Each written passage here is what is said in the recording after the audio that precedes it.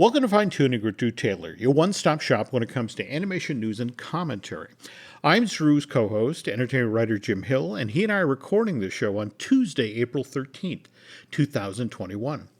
The news portion of today's show is brought to you by Storybook Destination, trusted travel partner of the Jim Hill Media Podcast Network. For a worry-free travel experience, please book online at storybookdestinations.com. Okay, Drew, wanted to start things off on a somewhat sad note that this past Friday, Blue Sky Studios officially closed its doors.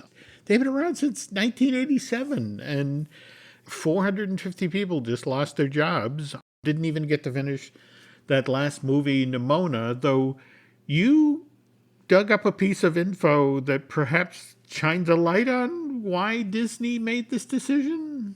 Yeah, there was a very weird story that came out like right after we finished recording last week. Yeah. About how that they received $49 million more in Connecticut state taxes than it should have. Mm-hmm. And did you see why it was? Because they were going under a film and TV production credit that they shouldn't have been. Really? They were getting an animation credit and they were getting this other production credit, which is meant for live action features.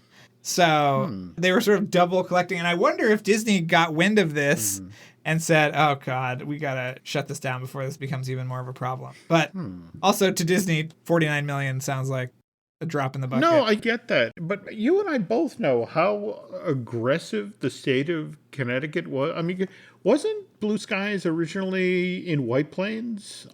They were in White Plains and then they moved to Greenwich. Yeah. Which is not far from where I used to live. So, yeah. I still remember the stories from the guys at Blue Sky who looked out the windows and watched the towers fall when they were in White Plains.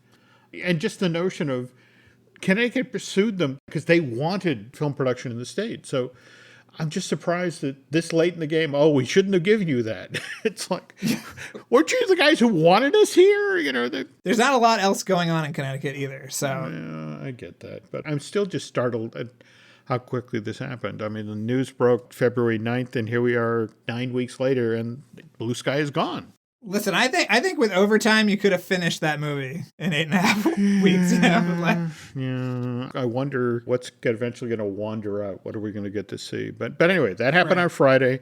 This past weekend, we learned that Casa Bonita, that Mexican restaurant that most of us probably know from that South Park episode from 2003, but it's a really for real place in Colorado. Been in business for 46 years, but it just filed for Chapter 11. And back in 2012, Casa Bonita was up for sale. And for like this very brief window of time, Trey Parker and Matt Stone, the creators of South Park, supposedly toyed with buying this Denver institution. And that was largely with Matt and Trey, who both grew up in Colorado, have very fond memories of going to Casa Bonita as kids. So there's this 2016 interview that Parker did with the Hollywood Reporter. And so he talks about how 4 years ago it came up for sale, and Matt and I had about 10 minutes of like, we should buy it.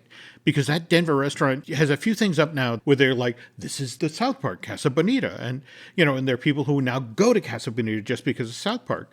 But of course, the reason that Casa Bonita is filing for Chapter 11 is because this eatery has been closed for more than a year because of the pandemic.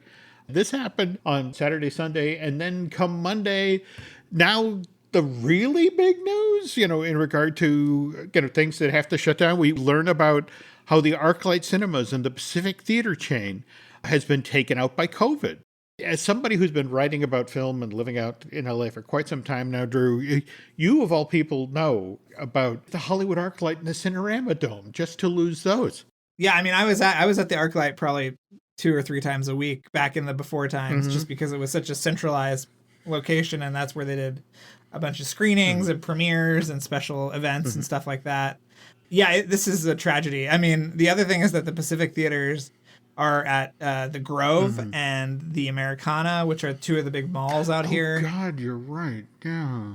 And I think for a little while, and I don't know if this is still the case, Jim, we need to look into this, but Pacific Theatres operated the El Cap. In fact, we got a question about this. Eric Levitt actually reached out to 2 of us through Twitter. He wanted to ask, any idea what this means for the El Capitan Theatre? I thought they were owned and operated by the Pacific Theatre. I am hazy in the details, and so spent the afternoon digging down into the details, and sorry, Eric, they're still pretty hazy. Late 1980s, the Walt Disney Company supposedly buys a controlling share of the stock of the Pacific Theatre chain. Then in 89, the Pacific Theatre chain leases back to the Disney Company 2 theaters, the El Capitan in Hollywood and the Crest up in Westwood. Now, in regard to the El Cap, Disney then spends 2 years and upwards of $14 million to do what is then called a museum-quality restoration of the El Cap. This Hollywood Movie Palace reopens for business June 19th, 1991, and I know you'll appreciate this, Drew. The first movie they show after it's been restored is The Rocketeer. Yep. And since then, it's been Disney's basically go-to place for its movie premieres. Pacific Theatre hasn't been entirely through with the property. They previously put it on the market. As recently as 2008, the El Cap was up for grabs if someone was willing to pay $31 million for it. Disney is still operating. In fact, you can go to the El Cap page today, and they are showing Raya and the Last Dragon. There was a showing at 4 o'clock today and a showing at 7:30. Starting on April 20th, the El Cap is available for private bookings, and you have a choice between the movies you can watch there. You can watch Raya or this lovely film that you wrote the book about, Pixar's Soul. Obviously, Disney will want to maintain this facility because it's where it has its premiere, then it's a place it sunk $14 million into. Did they ever do anything with the Crest? See, I was concentrating on the El Cap. Tell you what, I'll have news on the Crest for the next show. Okay, yeah, I would love to, and I have hope that the dome at least will be salvaged, because I think it's a historic landmark. I want to say you're right. I mean, it's 58 years old this year. Okay. Just this past weekend, TCM ran the movie that basically the theater was initially built for. It's a mad, mad, mad, mad, mad world. So it was just strange. The weekend that movie was running was when we found out that, it was going to be closing. But and also I should stress here that just because the name of the chain is the Pacific Theaters, don't think that this is just theaters in Southern California or the West Coast that have been impacted. In fact, in Boston, we just got an Arclight Theater. Oh, really? Yep. Opened November of 2019. It's in the brand new complex. It's right across from the TD Garden. Only made it till March, and then the pandemic shut down everything. And now, word comes that it's closing and it's not reopening. Yeah, this is a huge blow. I mean, I'm hopeful that Netflix maybe will take over the dome, because they just took over the Egyptian down the street, so they could have a real kind of center down there. That'd be killer. I mean, they moved a amoeba down the street. I mean, that whole area is just not. It's not what it used to be. No, sadly. No. Continuing on here, speaking of Pixar's Soul, just this past weekend, the British Academy of Film gave out its BAFTAs, their equivalent of the Oscars. What a surprise. Soul took home Best Animated Feature, also took home a BAFTA for Best Original Score. So at this point, given the momentum, it's not even worth betting on at this point, is it? Soul's pretty much got a lock on the Best Animated Feature Oscar, which is fine. I just honestly wish that Wolfwalkers had gotten a little more love during this award season. And it was just over a deadline, and they're doing the page wrap of all of the other places that Wolfwalkers has won awards, and it's a New York Critics Circle. I mean, there's a lot of impressive things, but it's just not looking like it's going to go their way come Oscar time. There's a very cool billboard down the street from me, Jim, on Riverside, and I had to snap a picture, and I sent it to Tom Moore, one of the directors, and he said, I'll try to do my Irish accent now. I wish I could see it. There you go. That's my Irish impression for you, Jim.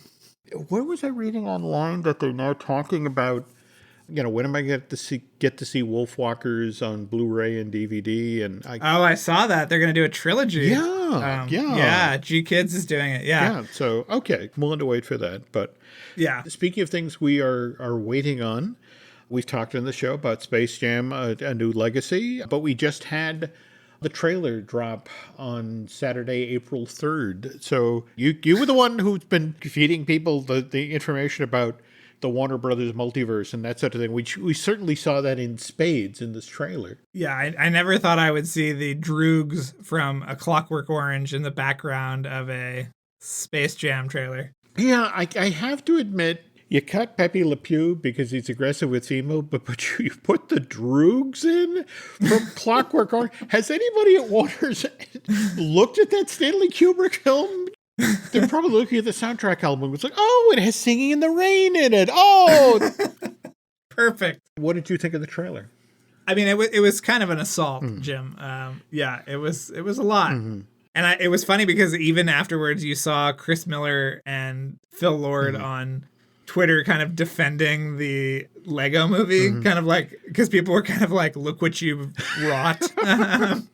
And they said, it came from my child playing with two sets of toys, putting Han Solo and Gandalf or whatever in the same Millennium Falcon. So they were sort of defending themselves, which I thought was very funny because, that trailer was a lot, Jim. What did you think? I have the uneasy feeling that this is going to be Ready Player One all over again. The whole notion of how many times have you watched the battle scenes in that thing, or the mixed world, and it's like that character, ooh, that vehicle, that, I mean, I don't think at this point anybody's really compiled a definitive list of Easter eggs, and I get the uneasy feeling that Space Jam: A New Legacy is going to be that all over again. This is a movie you have to see at least twice with the hope that you catch all of the gags or catch all of the bits. And I'm sure Warner is just perfectly happy with that, as long as you buy the merch. Or what did you think of the 2D versus the 3D animation? The fact that it even had 2D animation made me happy, because initially, I guess that was the concern. It's like, wow,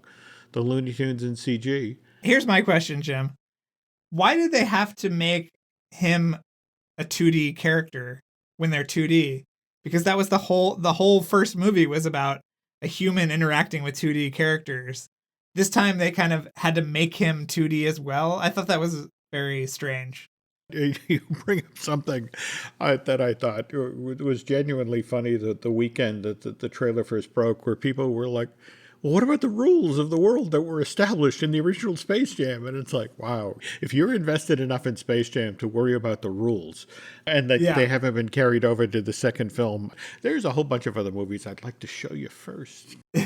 I will see this movie, but like the first one, I'm not invested. I'm just here. I'm hoping to see this in a theater, have some soda, have some popcorn, sit down and try to enjoy it. All right, one quick little side note here that in the announcement on that Saturday with the trailer, they did also reveal that Zendaya is coming on board as the new voice of Lola Rabbit. And there was like this 5-minute long thing online, I don't know if you saw it, where someone was trying to, because, the woman who did the voice for the original film, Katie Soucie, is still out there. And it's the notion of, oh my God, they brought in Zendaya, it's Judy Jetson all over again. And it's one of these things where it's like, wow, you're reaching all the way back to Jetsons the movie, when it was Janet Waldo, who was the original voice of Judy Jetson on the original animated series back in, 62? But they made a movie called Jetsons the Movie. It came out in 1990, and the executives decided at virtually the last minute that it would probably help the film if they had a pop star do the soundtrack. And they reached out to Tiffany, and I guess it's Tiffany's representatives who said, well, we don't just want her to do the soundtrack, we want her to be a voice in the film. And so she came in as the new voice of Judy Jetson. And it really upset a lot of people back then. In fact, I want to say Andrea Romano, who is kind of like the voice casting person in the business, she was so offended that this was done so late in the game, she had her name taken off of the Jetson movie. But it's just sort of oh, really? Yeah. But on the other hand, if we look at Lola Rabbit, all right, since Katie did the voice for the original Space Jam, there have been 7 different women who have done the voice of Lola. In fact, my personal favorite of the bunch, for the Looney Tunes show, they brought in Kristen Wiig.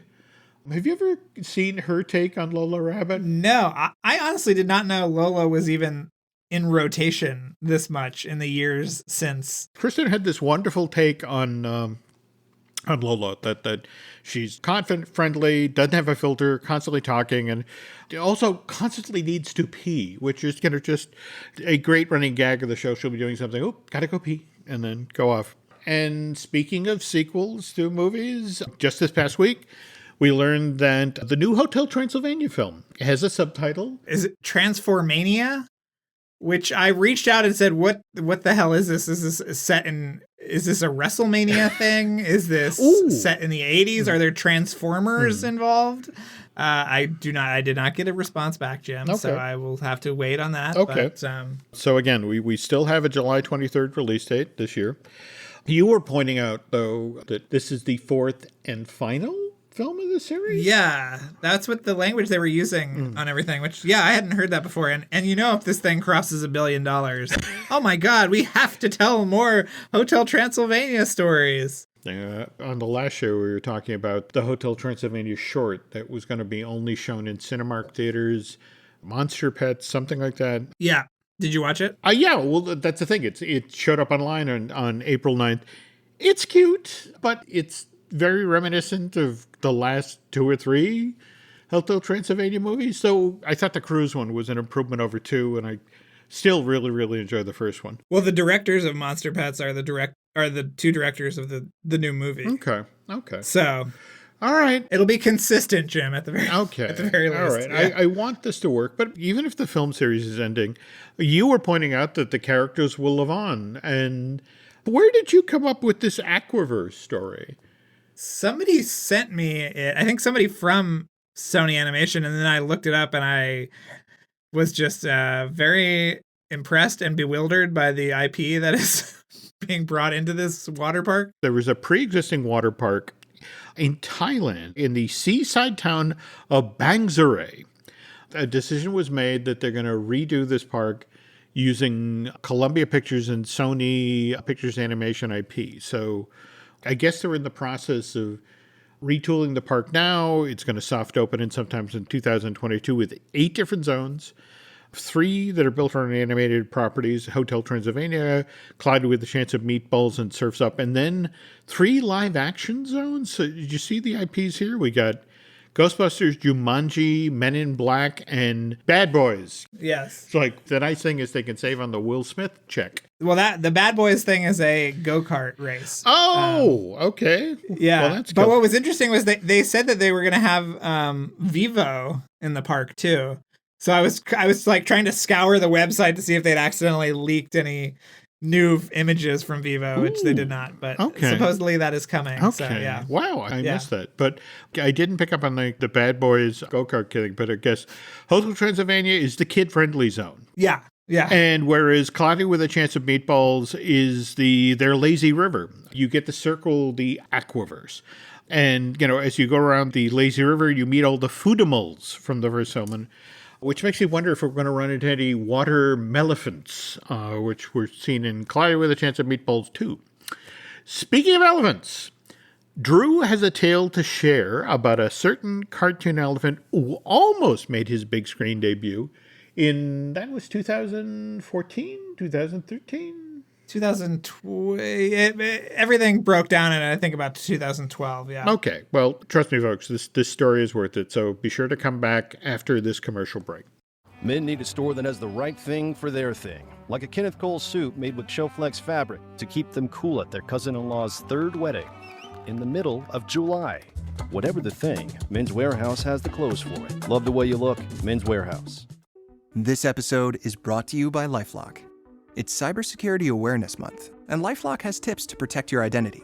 Use strong passwords, set up multi-factor authentication, report phishing, and update the software on your devices. And for comprehensive identity protection, let LifeLock alert you to suspicious uses of your personal information.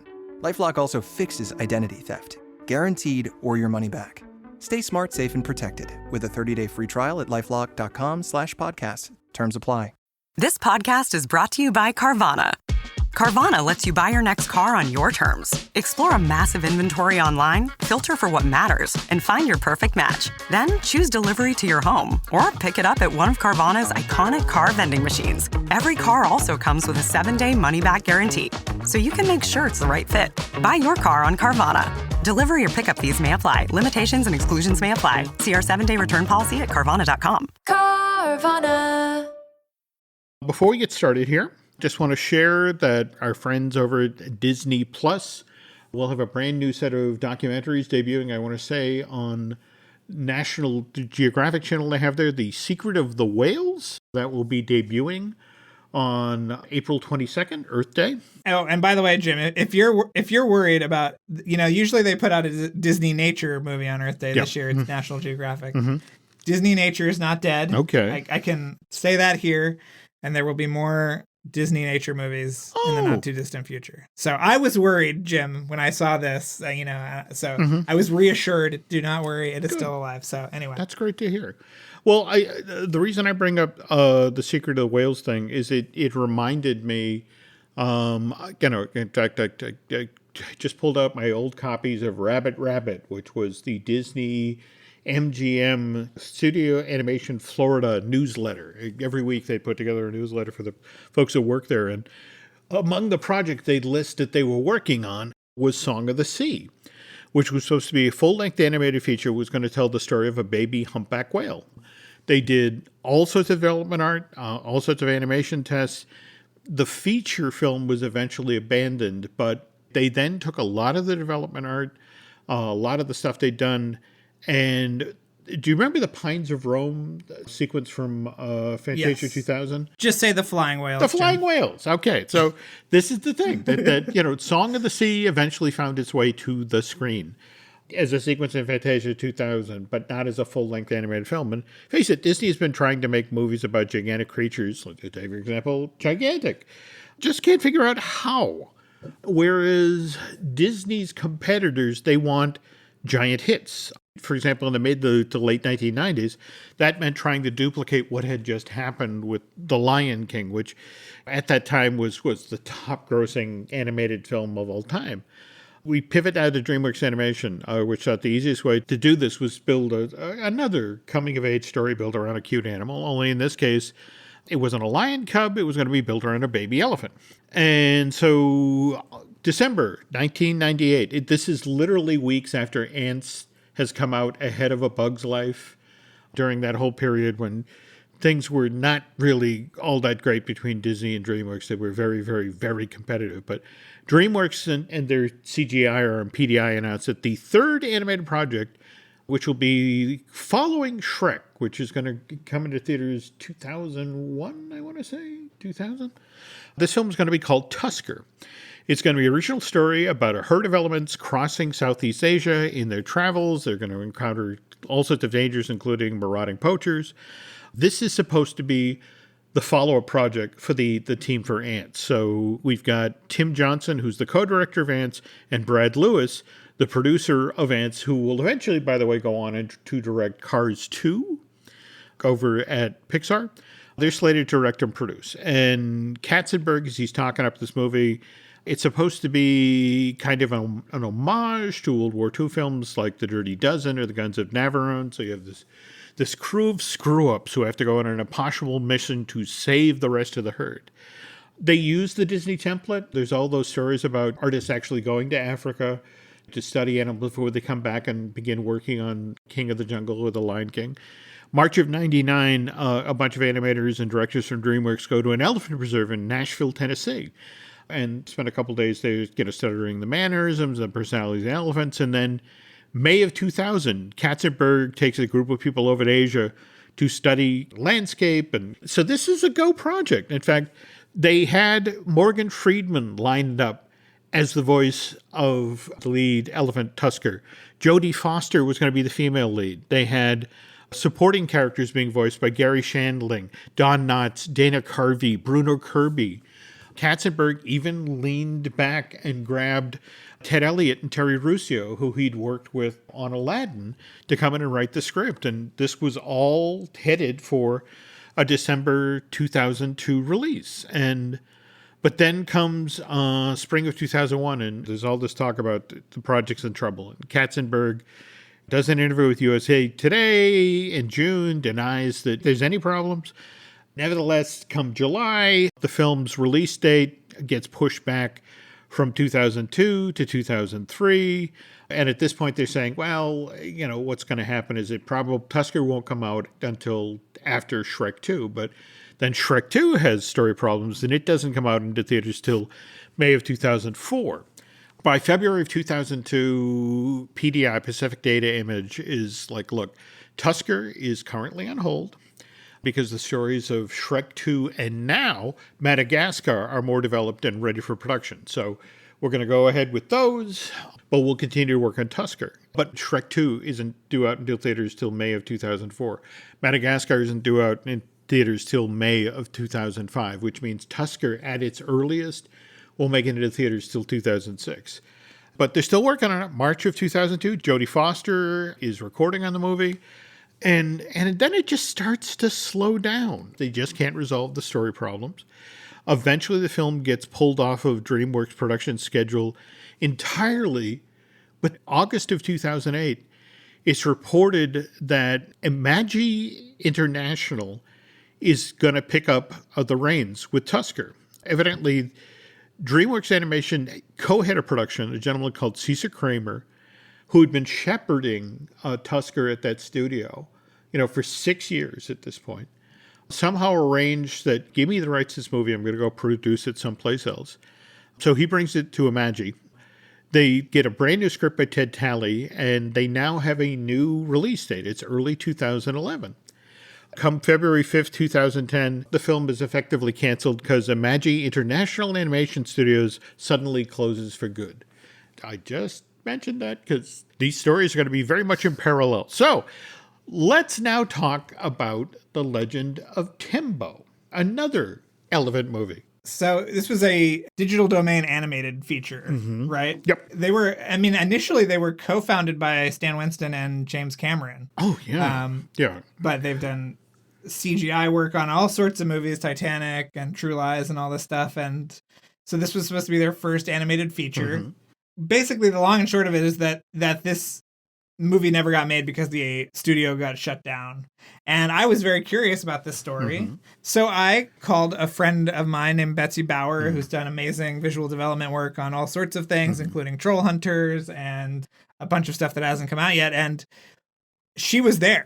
So I said, what the hell happened? And so she graduated from school in 2011. 2012, she was an apprentice. And so they were working on this new building. She was at this temp building that she said was next to a river.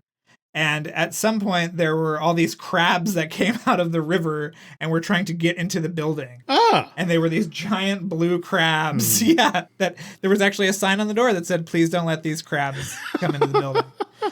So, the new studio was very cool. She said one of the Doobie Brothers played for the studio one night while they were working. And she was on Tembo the entire time. She was doing exploration, character designs. As they moved into pre-production, she was working on packets for props and things like that. And when the studio closed, they were a month away from starting production. There was literally a chart on the wall, Jim, with a countdown clock in terms of until the days they were supposed to start. What kills me about this movie is they had figured out how to tell a story. You can go online right now. There are animation tests for Tembo. There's concept art for Tembo. And the brilliance of what they were going to try to do here was that Tembo was an elephant born in India who got pressed into military service. And when I say that, he was one of the elephants that Hannibal rode up over the Alps. So there's all of this amazing... Well, yeah, for a time. Oh, okay. Yeah. Okay. What? Yeah. How did it change? So Imagi was a Chinese company, and they got this money from China, and then all of a sudden the entire movie shifted from India to China. So all the sort of historical stuff that you're talking about being Hannibal, that went away. And so apparently at one of these meetings, somebody said, we got the rights to Tusker. We didn't plan for the movie to be Tusker, but there were enough similarities that we thought we should buy the rights. Holy cow. So according to Betsy, Imagi still has the rights in some capacity. And what really ties it into our story today, Jim, that she said was that the financial people came down and basically fired everybody. There was a guy named John Texter who was doing all sorts of weird stuff. But when they fired everybody, other studios came down to try to hire. And one of the big recruiters that were super helpful was Blue Sky Studios. They came down and they set up interviews. They rented out an entire hotel. They were looking at portfolios. And, you know, there were a couple of people that came in from the Albuquerque Sony studio and the West Coast Digital Domain, but she said that Blue Sky was really, really sweet. And what's interesting is that they didn't get paid out. They didn't get their 60 days worth of pay. And there was actually a class action lawsuit against Digital Domain, but the payout was so middling that nobody even got anything from it. This explains so much, because I was just looking at the list of the creators for Tembo, this wonderful brand new studio that they built at Port St. Lucie. But the studio attracted a number of talented creators, including Aaron Blaise, the director of Brother Bear, and Brad Lewis, the co-director of Cars 2. So here he is, after having had Tusker fall out from under him and now working on Tembo. But I love that you pointed out, because now the story is basically Tusker, that, well, it makes sense to bring in the guy who was actually working on Tusker to try to get it done. But Chuck Williams, I think, was the other director, right? Yeah. But yeah, it was all planned to have at this point a 2014 release. Can you tell the story about the actual day when they all showed up, supposedly there had been rumors in the press down there for a long time. And that management was saying, we see you're seeing things in the newspaper, don't freak out. And then the Friday they get there and the doors are literally locked. And according to Betsy, I mean, it almost turned into a mob. There were people who had shown up from LA the week before, moved their entire lives down to the middle of nowhere, Florida, and they're being told the movie's over. I mean, I cannot imagine what that was like. So that's 2011, 2012, it's working its way through the courts. Digital Domain, I'm looking at Iron Man 3, it out in 2013, or for that matter, The Jungle Book, the Jon Favreau digital version, which, by the way, has wonderful CG elements. That's out in 2016. I mean, they're still continuing to work. I mean, we didn't get to see these two movies, but we're still seeing Digital Domain's work to this day. In fact, I'm looking at the last three films for 2021, Shang-Chi and the Legend of the Ten Rings, West Side Story, and Spider-Man No Way Home. So they're still in business. They're still delivering top quality work for films that make billions and billions of dollars. And yet, if you read about the Legend of Tembo, they had 5 films in development. 5 animated features, and they settled it. This is the good one. This is the strong story. This is the one we want to make our first film. Well, and supposedly Aaron has the rights to one of the other stories. Really? So, yeah, I doubt it'll see the light of day. But she said that they had kind of set up a Pixar, that lunch that everybody talks about at Pixar, where they came up with 5 ideas or whatever. They kind of had that at this studio, but obviously nobody's going to see any of the other movies, I guess, unless Aaron does something with his. But well, no, Aaron's still out there. In fact, he's still teaching animation classes. But we should have him on. We should have him on the show. Yeah, no, definitely. But that just kind of kills me. And how many animation studios have to close in Florida? I mean, all the way back to Max Fleischer and the one in Miami that I guess now is a civil service building. Well, the Digital Domain building is now a mega church. So, Jim, if you need prayer and you're down in the area, did not know. Okay, go over. Pray to Tembo. Okay. Well, all right. That brings us to the tail end of this week's show, and anyone who's listened to Fine Tuning previously knows that I am a huge fan of the other podcast that Drew does, the truly entertaining trio of Light the Fuse, Light the Wick, and Light the Fuselage. We also have some other podcasts here. We've got Disney Dish with Len Testa, Marvel Us Disney, the podcast I do with Aaron Adams. working at a brand new Universal joint that I hope to record with Dustin Fuse in a couple of days. You can find us on Twitter and Instagram as Jim Hill Media and on Facebook at Jim Hill Media News. Thanks for listening, and we will be back soon.